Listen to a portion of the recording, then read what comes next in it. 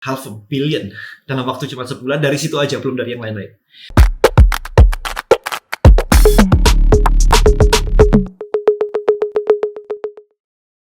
Gak punya produk bukanlah halangan. Jadilah super affiliate dan hasilkan income online dengan Affiliate Marketing Black Book. I know. Banyak banget yang udah DM saya sih. Dan kapan bukunya diselesain? Ya, kemarin tuh saya lagi bikin buku sekitar tanggal 20-an Desember gitu kan ya. Karena tanggal 20-an itu kan udah selesai semua. Jadi, affiliate kemarin sudah selesai. Kemudian, apalagi kemarin ya? Affiliate Kang Afif udah selesai.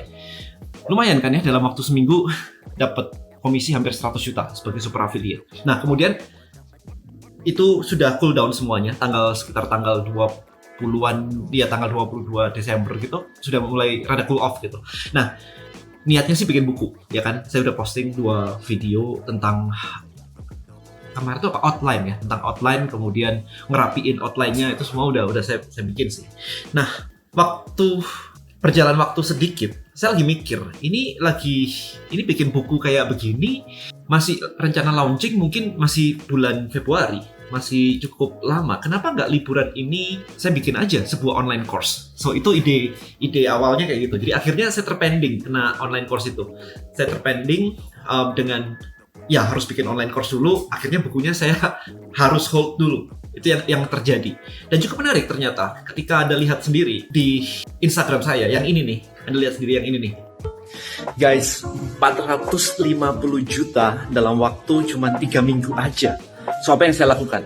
Yang pertama adalah saya jadi seorang super affiliate. Jadi saya jadi affiliate, saya promoting kelas, dan ternyata dalam waktu seminggu 3 kali webinar berhasil mendapatkan komisi di atas 100 juta rupiah. Nah, waktu liburan kemarin, Natal dan Tahun Baru juga nggak nganggur-nganggur gitu aja. Karena saya nggak keluar rumah, yang saya lakukan adalah saya bikin online course. Dan ketika launching, laku di harga 900.000 dengan total kurang lebih hampir 400 course, 370-an course. Jadi nilainya di atas 350 juta, 340 juta, sehingga dijumlahkan totalnya adalah 450 juta.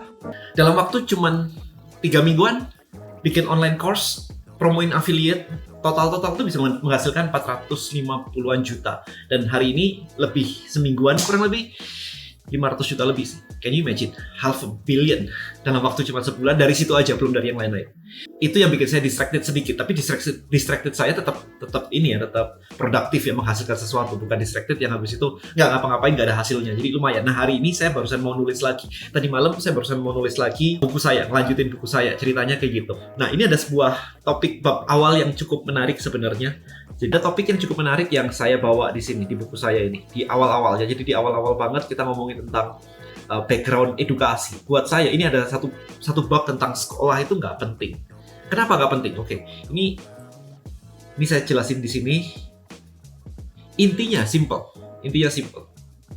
Sekolah kita itu didesain, sekolah modern school. Ya, modern school kita itu didesain sejak pertengahan sampai akhir abad 18. Modern school itu artinya adalah gurunya tersertifikasi dengan standar tertentu, sehingga bisa mengajarkan murid-muridnya juga punya standar tertentu. Kalau sebelum itu masing-masing guru itu punya materi sendiri-sendiri, punya belief sendiri-sendiri, pokoknya sendiri-sendiri lah ya, guru-guru itu sendiri-sendiri. Tetapi di tahun itu, di abad-abad 18-an itu distandarisasi, namanya makanya jadi modern school yang kita adopsi sampai sekarang.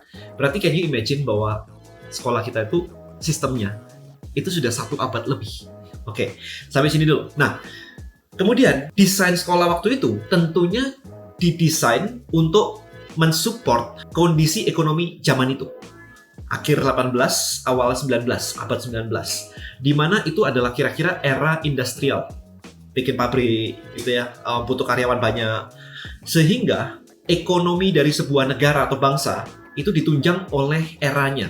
Jadi kalau era industrial, of course, negaranya pengen ekonominya ini berkembang, industrinya ini berkembang, pabrik-pabriknya ini berkembang semuanya. Sehingga untuk ekspansi dibutuhkan orang dengan skill atau kualifikasi tertentu yang sudah distandarisasi sehingga bisa membantu ini industrial age-nya ini, era industrinya ini untuk memajukan bangsanya. Itu awal mulanya terciptanya kayak begitu.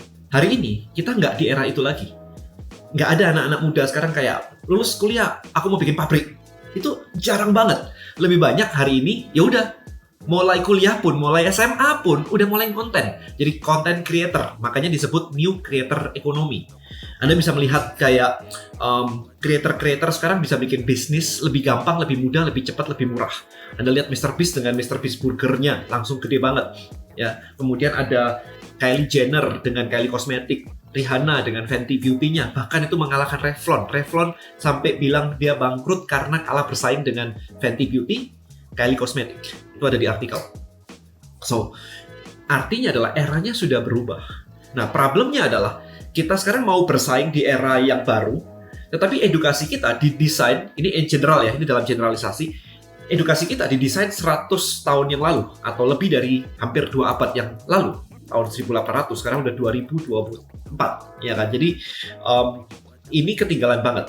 Nah, habis itu, muncul kayak begini, edukasi karena didesain dalam bentuk yang standarisasi, yang ujungnya adalah cari ijazah, ijazahnya dibuat untuk melamar kerja, ini jadi sebuah pattern atau pola yang terpatri di kepala masyarakat kita pada umumnya. Sehingga banyak muncul pertanyaan-pertanyaan, misalnya ketika baru selesai kuliah atau lagi cari kerja, nanya ke saya sering sekali mendapatkan DM gitu ya, dan ada kerjaan nggak, ada loker nggak, ada apa nggak gitu. Saya selalu nanya balik, kenapa nggak lu bikin aja kerjaan sendiri? Kenapa nggak menciptakan kerjaanmu sendiri?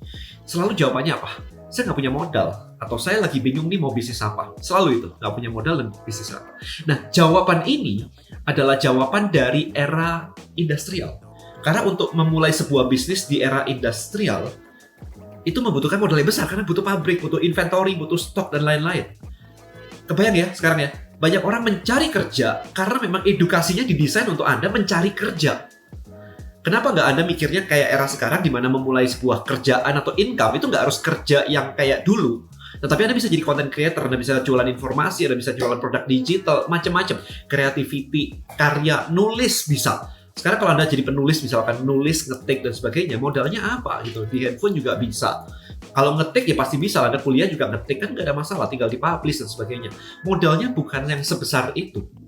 Nah, ini yang saya lihat, makanya ini jadi salah satu topik kuat di buku saya, Rich Creator, adalah saya pengen ngajak bahwa, hey, yang kamu pelajarin itu adalah hampir 2 abad yang lalu loh sebenarnya.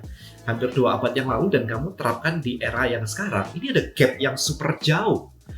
Nah, ini yang pengen saya gali sebenarnya. Kenapa banyak orang susah untuk survive? Karena desain sekolah yang dulu dan desain otak kita itu didesain untuk survive, bukan didesain untuk sukses. Ya, jadi itu adalah salah satu dari bab di buku saya, Rich Creator. Kapan launchingnya? Hopefully secepatnya ya. Hopefully saya benar-benar bisa on track nih. Harapan saya bisa on track. Itu aja sih pesan saya. Jadi pikirkan, renungkan. Apakah anak Anda masih mau disekolahkan dengan model kayak begitu? Anak saya sih enggak sih. Anak saya homeschool. Kemudian semua skill untuk jadi di era creator ekonomi ini udah saya kasih. Gimana manage emosi misalkan. Gak diajarin kan di sekolah kan manage emosi kayak gimana, public speaking gimana. Jadi anak saya lesnya kurang lebih kayak begitu. Jadi public speaking lah, money literacy lah, coding lah, digital tech dan sebagainya. Itu yang sudah saya masuki. Tapi ini bukan tentang anak saya, ini tentang eranya. Anda mau kayak gimana?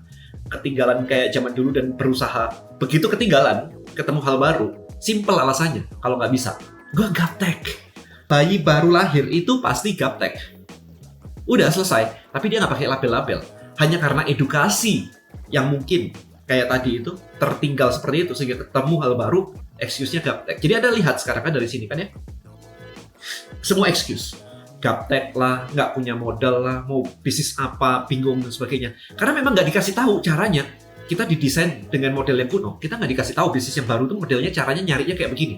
Dan Anda ngabisin 18 tahun dari TK sampai kuliahan hanya untuk kayak begitu. 18 tahun, kemudian Anda spending ratusan juta sampai miliaran kalau memang lulus, sampai miliaran hanya untuk kerja di gaji yang you know lah, gaji Anda berapa. Ya, kurang lebih kayak gitu. Buat saya, kok sabar banget ya ngabisin segitu, mau loh, waktu segitu, income segitu, mau loh. Tapi kalau belajar jadi rich creator, nggak berani ngomong di depan publik, gue malu lah, dan seterusnya. Excuse-nya banyak banget, padahal belajar setahun, 2 tahun aja udah bisa menghasilkan income yang jauh lebih besar lagi. So, itu pesan saya aja di video kali ini. Hopefully Anda jadi at least ngebuka wawasan Anda. Alright, so thank you so much for watching. See you in the next video. Bye-bye.